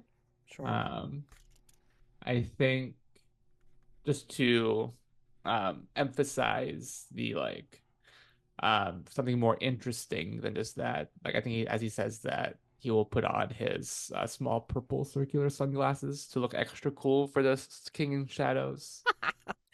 Be very theatrical. Um, With advantage, then. mhm. I got advantage. That's gonna be a 9 overall. Okay. And because of my the hunt is a lonely one. I Hmm. get during a night phase, or I assume this is basically a night phase, you get one additional clue on the investigation move, as long as there is no other hunters present. Oh, nice. Mhm. Okay. What is that move called again? A lonely one, so I assume it's like the hunt is a lonely one. Yeah. Okay. Yeah. Cool. So, remind me again. I'm sorry. What are you specifically asking him? Like for hints? Yeah, like he is like the nature of his threat was like putting on a weird ass play. Yes. Yes. So as kind of like speaking to someone who is like a profession in this, whatever we're doing, it's like he should have insight of what Titania is up to. Okay. So, I think what happens in answer to your question or to your statement, I think what he'll do is he will begin to loom, but you don't get the same impression of his looming here as you do when you were deep in his threat, right? So he just gets bigger and bigger, and you see that crown rise, but it's almost like he's turning into like an archway where the crown is atop the archway and the rest of him kind of like, comes down and drapes like a curtain. And with one flick of the curtain part of him, you'll see that you're looking into it's kind of like a display case of sorts, but it's open. And what is highlighted or what is spotlighted by an unseen light is this beautiful cape. No hood, but a beautiful cape of autumn leaves, bright yellows, deep reds, browns that are not dirty or vague, just very vibrant colors. And you know that it's an autumn leaf cape because there's a breeze that stirs up from out of nowhere and they crinkle and crackle like those dried leaves. That is the first thing. And then as the wind picks up, then it's like the cape starts to blow up and seemingly like inverts as if it's being like kind of like flashed up from below. And then what happens is the leaves will burst, and then instead of the leaves coming down, slowly spring flowers of very light pastel colors will drift and then turn into some kind of train. onto the the figure, I guess, that would be wearing these things if someone was going to wear them. But this figure is made of pure obsidian. And that is your second clue. The spring flower train on an obsidian figure. And of course, the first clue was the cape of autumnal leaves. And the curtain will switch out and it will fold into the crown and then becomes the silhouetted figure of the king in shadows as the darkness forms a smile and says, "Can't give it all away, of course. You need to stay and see the end. Whatever that end may be." Things would be much easier if you all just gave us the playbook. The darkness will loom further, and then we get the camera cutting over to Doc. Doc, you have approached and mounted the steps towards where you saw Cobweb last with Lord James Campbell Hughes. In this case, the darkness has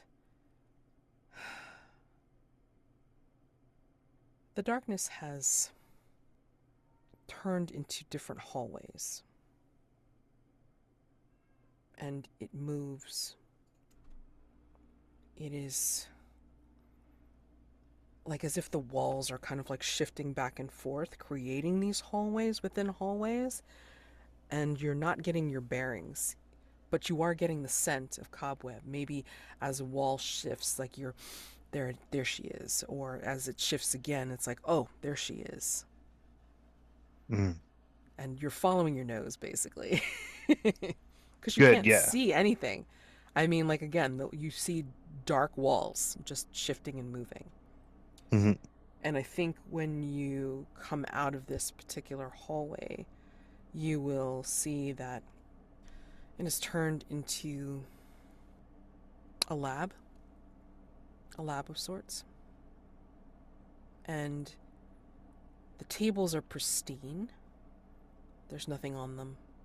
Perhaps there's a table or two with blank notebooks on them and like old-timey dials and levers and such. And then maybe in the corner there's a curtain that's covering like a wall. And if you happen to go by the wall and you twitch aside the curtains, I think you'll see people behind glass. They're not moving. They seem to be in some sort of sleep, stasis, something. But they are all like you, in varying states of change. One has the features of a great cat, but you can still tell that they have human shape. Another looks like they have the head of a donkey, but yet the rest of them seem to be unchanged. And then there's another one that seems to be asleep, normal in the face, but the body seems to have spines coming out of the skin. What are you thinking as you're seeing all of this, Doc? I think Doc is struggling to keep his focus on his task at hand. I think that he understands like it's urgent that we solve this next mystery to save lives, but I think that that's taking up all of his attention is needing to not let his mind start spiraling because I think there's a lot of um uncertainty seeing this, seeing himself in a lot of these people that seem to be in stasis, wondering if he should wake, try to wake them up, because is leaving them here like leaving his own self in a place like this, if something like this were to happen to him, which I think is not beyond the realm of possibility considering our current situation. That all crosses Doc's mind. I think that a little just straight up horror at his own body and what might happen to him is also very much on his mind, and he's trying to remember, like, I need to find Cobweb. I need to solve this mystery. I gotta get Lord James Campbell Hughes. Is this disturbing you enough that I need to have you make a night move? Hmm. Yeah, I'd say so. I think it's like this is a tailor-picked nightmare kind of situation for Doc. Fair. Okay. So night move, please, with composure. You have to try to keep it together, otherwise you're going to forget why the hell you're here. And I think it's affecting you that you're going to emotionally respond by possibly changing here. Hmm. Hmm. Hmm. Tell me how it can go wrong. Like I'm imagining going into a bit of a feral rage and just like smashing all of these, or try attempting to like smash the glass Hmm. that's containing all of these people. Hmm. And probably like, what everything that could come with that, from like having broken a hospitality rule in a Fey palace to just generally drawing the attention of guards or something like that. Hmm. So much that could go wrong with that. I can tell you that it's worse because you will be made vulnerable, and with, I will say, with a touch, you are probably going to be changed in some way um, without your being able to control it. Okay. Okay. Um, what did you say I was rolling with? Composure. Composure. You try Uh, to keep it together. I'm going to use one of my four personal items. I brought the Amber Elixir from Ooh. the Shortage Slugger. So I Sure. think the Sure. idea is like starting to sip on it Hmm. Hmm. uh, as as one would from just like a regular old flask. But the idea here is to like kind of get Doc to get himself worked up into a kind of fighting frenzy aimed at completing his actual task so that he Sure. can avoid falling into a frenzy in this kind of trap he's ended up in. Okay. So I'll mark that, and that Yeah. will give me advantage on this roll. I'm trying to debate whether I want brooding to come into play because this is about shifting, and Hmm. I feel like, in here, especially looking at that and what could happen if it goes way wrong is that it could burst out of you when it's, you know, before it's time, basically. So I'm gonna call that, canceling it out by by using the elixir. Excuse me. Okie dokie. Okay. So just a straight up roll. With composure. Phew. Oh yeah, no, I got a 0 in composure, but I rolled an 11. Nice. Okay. So I know I have to resolve Mm, Whitmore's 10, Victor's 9, and your 11, but I'll make a note because as of the well. timing, I'm going to say that we're going to leave off on all of those things and save it for part 2. Yeah, let's do. I think we're going to leave a stinger scene here as we cut away from you, Doc, as you're, keeping it together. And I think we cut over to a mysterious place here in this mansion palace of Titania's, and the white haired young man wearing the iridescent armor will stride over to. Will stride actually into what looks like a dungeon or a prison, and will look into a barred room, into a couple of barred rooms actually, and say, "Your time will come. They're here, and you will be the instrument of their demise." Think on that as you count down the time of your fate. You should never have been involved with any of Hargrave House. And he turns with a sneer, and we hear his footfalls as the screen fades to black. To be continued. And that is the end of part 1. Stars and wishes, if you got any. Oh my god.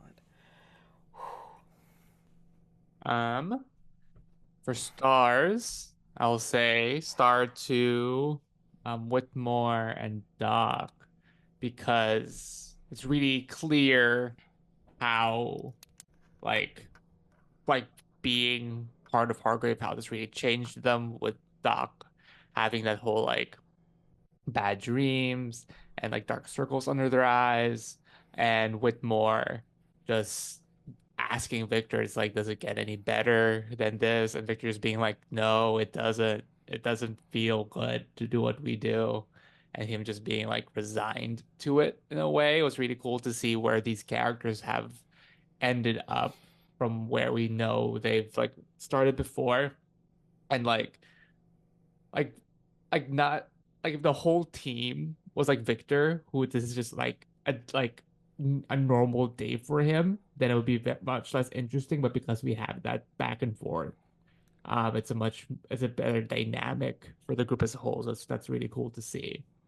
And start to Mads, because it this brings me back to watching your playthrough of Between with Jason all those years. Like, I don't know how long that's been. Probably not that long ago, but like I learned how to run the Between by watching you guys play, and this just takes me back to when you all went to Lady Brathwaite's manor, and it was like going through all of those. That I was like, it feels nice to, as a fan at the time, play in a very similar situation with everyone here. It's really fun, I will say.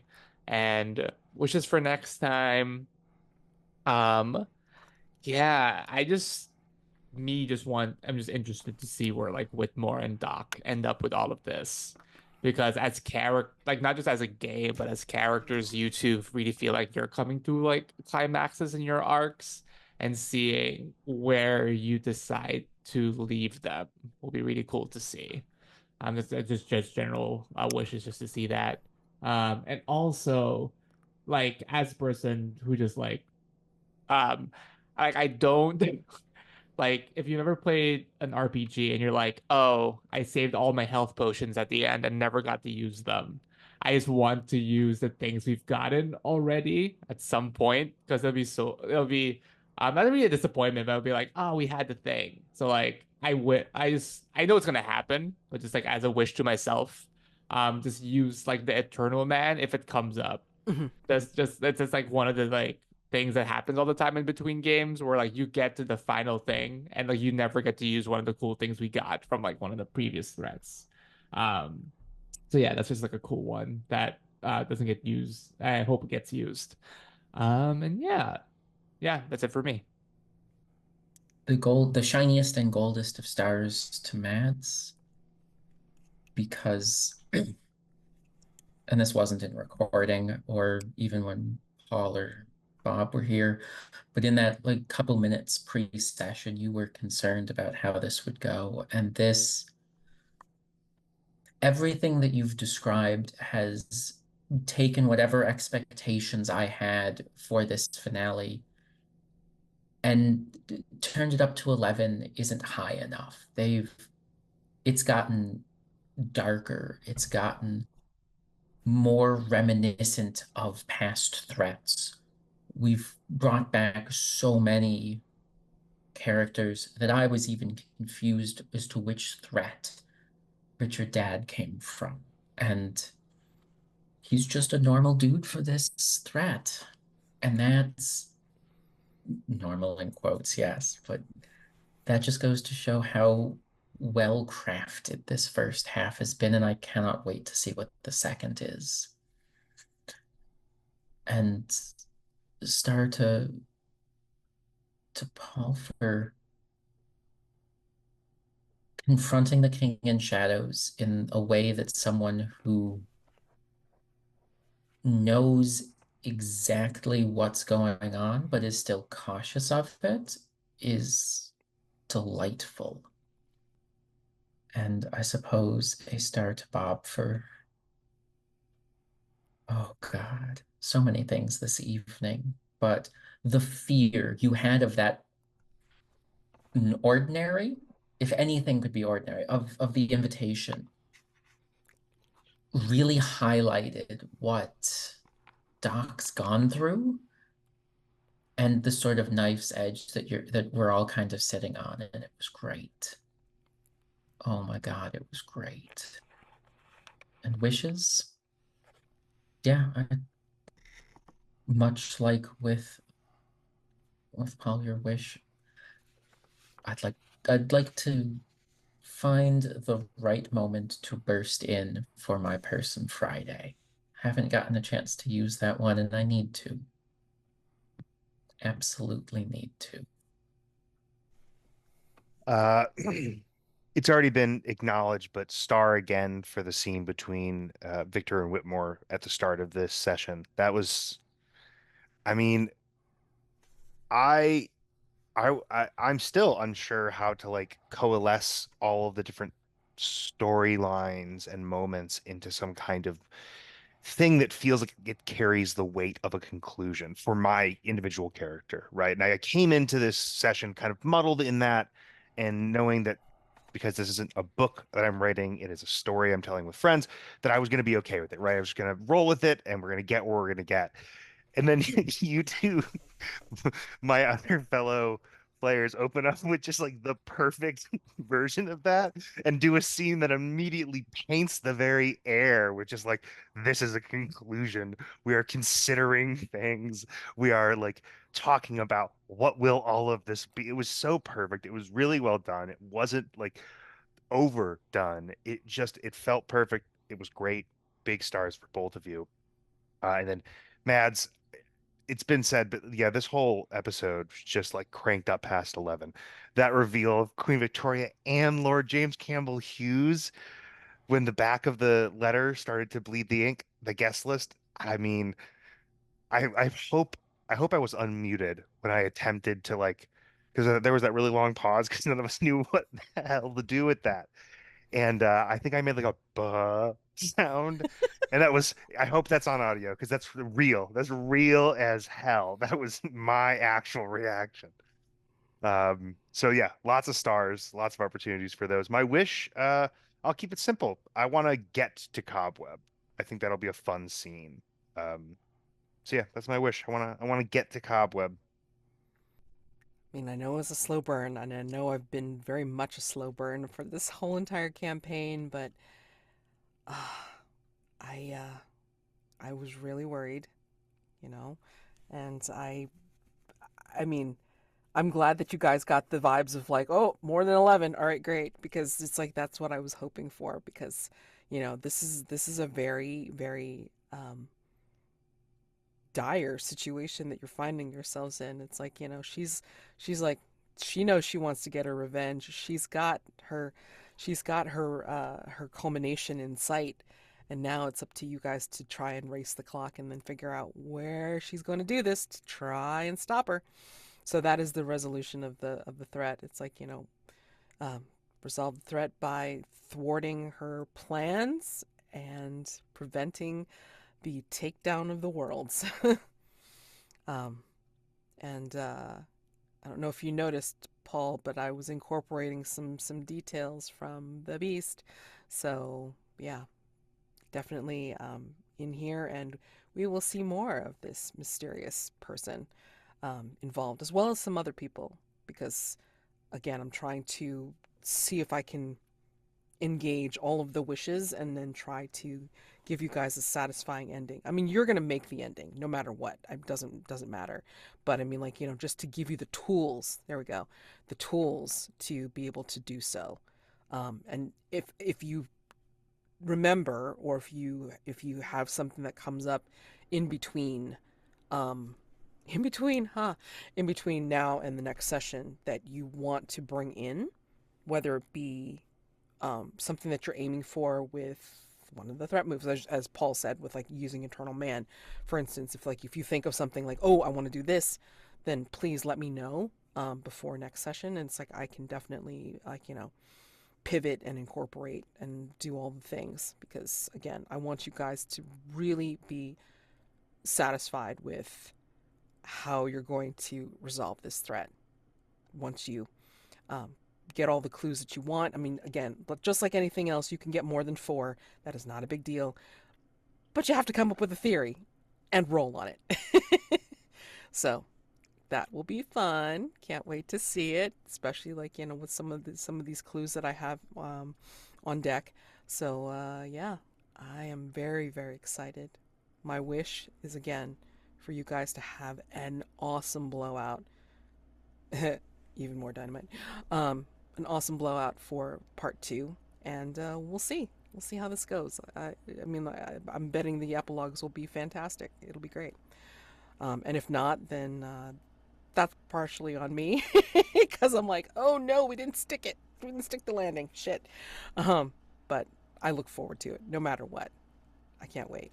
So, you guys have a wonderful week. Happy gaming. And I will see you next time as we resolve all these roles and then go further into the investigation and the threat. Okay? Thank you guys so much. Thank you. Bye.